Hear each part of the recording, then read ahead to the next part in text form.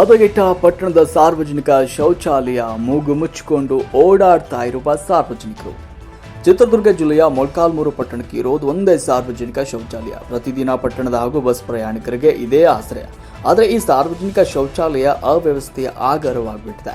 ಸುಮಾರು ದಿನಗಳಿಂದ ಪ್ರತಿದಿನ ಸಾವಿರಾರು ಜನರು ಓಡಾಡುವ ರಸ್ತೆಯ ಮೇಲೆ ಶೌಚಾಲಯಕ್ಕೆ ಸಂಬಂಧಿಸಿದ ನೀರು ನಿಂತು ಮಲಿನಗೊಂಡಿದೆ, ದುರ್ವಾಸನೆ ಬೀರ್ತಾ ಇದೆ. ಸಾರ್ವಜನಿಕರು ಹಾಗೂ ವಾಹನಗಳು ಈ ನೀರಿನ ಮೇಲೆ ಮೂಗು ಮುಚ್ಚಿಕೊಂಡು ಓಡಾಡುವಂಥ ಪರಿಸ್ಥಿತಿ ಕೂಡ ಎದುರಾಗಿದೆ. ಅಲ್ಲದೆ ಈ ನೀರು ಬ್ಯಾಕ್ಟೀರಿಯಾಗಳು ಹಾಗೂ ಸೊಳ್ಳೆಗಳ ಉತ್ಪತ್ತಿಯ ಕಾರ್ಖಾನೆಯಾಗಿದೆ. ಇದರ ಮೇಲೆ ಸಾರ್ವಜನಿಕರು ಓಡಾಡೋದ್ರಿಂದ ಅವರ ಕಾಲಿಗೆ ಬ್ಯಾಕ್ಟೀರಿಯಾ ಸೇರಿಕೊಂಡು ಮನೆ ಮಂದಿಗೆಲ್ಲ ಅನಾರೋಗ್ಯ ಎದುರಾಗುವ ಭೀತಿ ಉಂಟಾಗಿದೆ.